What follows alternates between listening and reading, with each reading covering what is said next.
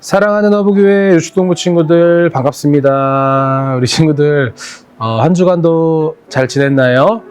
한 주 동안 비가 많이 오면서 이제 많이 날씨가 쌀쌀해졌어요. 더운 여름이 가고 아주 시원한 가을이 우리에게 오고 있는데 우리 친구들 날마다 감기 조심하고 아프지 말고 늘 건강하게 하나님이 주시는 사랑을 경험하고 느끼는 우리 모든 친구들 됐으면 좋겠습니다. 우리 친구들 힘들고 어렵고 지칠 때마다 날마다 예수님께서 우리와 함께 하심을 기억하면서 매일매일 기쁨의 삶을 살아가기를 소망합니다.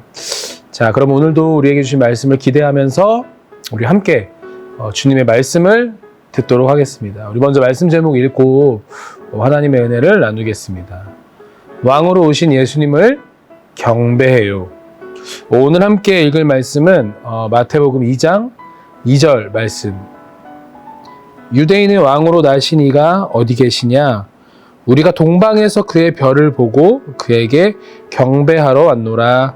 아멘. 자, 친구들, 전도사님이 어릴 적에 봤던 영화 중에 아직까지도 굉장히 기억에 남는 영화가 있어요. 아마 전도사님뿐만 아니라 많은 사람들의 기억에 남아있을 만한 영화인데 바로 디즈니에서 만든 라이언 킹이라는 영화예요. 우리 친구들도 아마 다 봤을 거라고 생각이 들어요. 이 영화는 사자들이 지배하는 프라이드 랜드에서 아버지인 왕 무파사의 뒤를 이어 왕이 되는 사자 심바의 모험을 다룬 영화죠. 라이언 킹은 원래 지금으로부터 약 30년 전에 애니메이션으로 먼저 만들어졌지만 이후에 뮤지컬도 만들어지고 그리고 2019년도에는 지금 여러분에게 말하고 있는 영화로도 만들어질 정도로 많은 사람에게 사랑받는 그런 만화이기도 하고 또 영화이기도 하죠. 이 영화에 아주 재밌고 또 인상적인 장면들이 많이 있지만 전도사님은 가장 기억에 남는 장면을 하나 꼽으라면 이 원숭이 라피키가 이 어린 사자 왕 심바의 탄생을 알리는 장면이었는데요. 이 라피키가 신발을 들어 프라이드 랜드의 동물들에게 이 신발을 보여주는 순간 모든 동물은 기뻐 막 뛰고 막 고개를 숙이며 이 신바에게 경배하죠. 이렇게 왕으로 태어난 신바에게 온갖 역경이 찾아와요. 하지만 신바는 그 모든 어려움을 이겨내고 성장하여 마침내 훌륭한 왕이 돼요. 그리고 이 영화는 신바와 아내 사자인 날라 사이에서 낳은 아기 사자의 탄생을 프라이드 랜드의 모든 동물이 기뻐하고 경배하는 장면으로 끝이 나게 되죠. 자, 이렇게 한 나라의 왕, 또 한 지역의 왕이 탄생한다는 것은 굉장히 기뻐하고 좋아할 만한, 또 굉장히 감사하고 감격할 만한 일이죠. 자, 그런데 친구들, 우리에게도 왕이 있다는 것을 알고 있나요?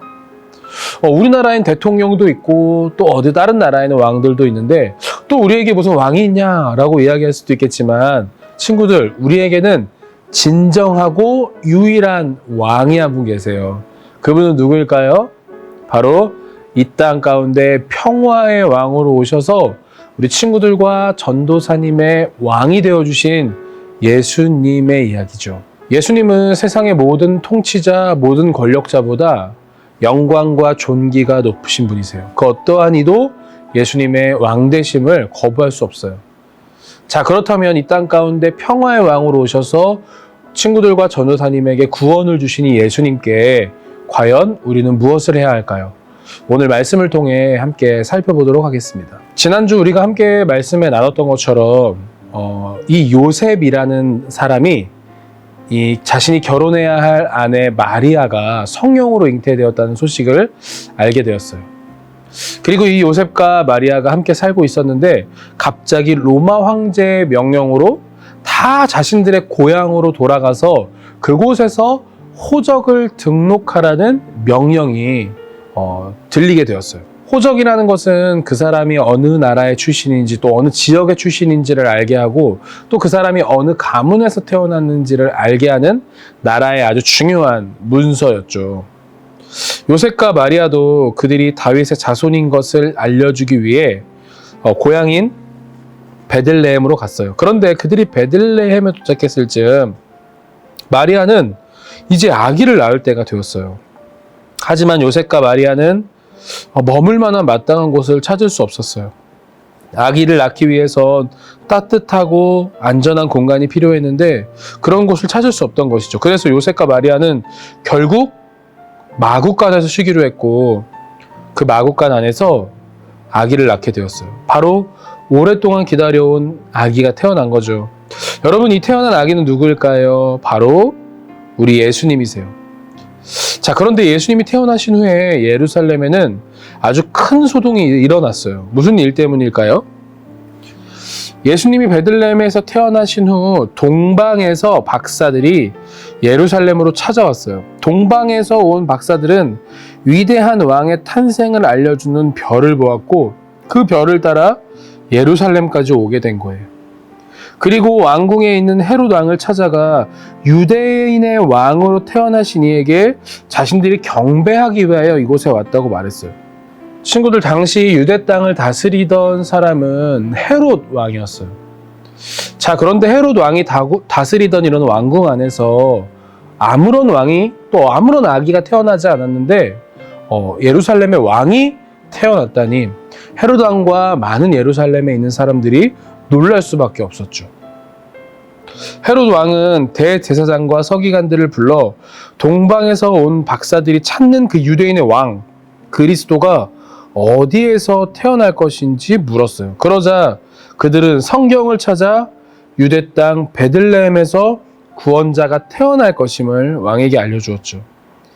이 이야기를 들은 동방에서 온 박사들은 베들레헴으로 떠났어요. 그리고 그들이 보았던 별을 발견하여 별의 인도를 따라 예수님께 가게 된 거예요.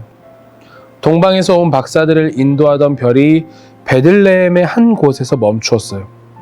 그 별이 멈춘 곳에 박사들이 들어가 보니 그곳에 아기 예수님이 계셨어요. 박사들은 아기 예수님을 만나자 크게 기뻐하면서 아기 예수님께 경배하며 그들이 가지고 온 아주 귀한 선물을 드렸어요.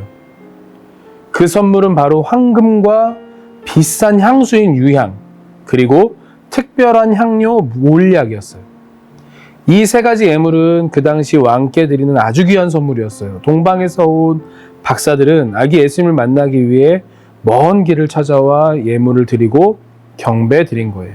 친구들, 예수님께서는 성경에서 약속하신 대로 구원자가 되시어 이 땅 가운데 임재하여 주셨어요. 우리의 왕이 되어 주신 거예요.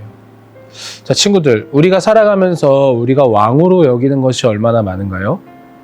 그런데 성경은 분명히 말씀하시기를 오직 예수님만이 우리를 다스리고 통치하시는 분이라고 이야기하고 있어요. 자, 친구들, 예수님만이 우리의 왕이세요. 그리고 예수님만이 우리의 삶을 통치하시고 다스리시는 분이세요.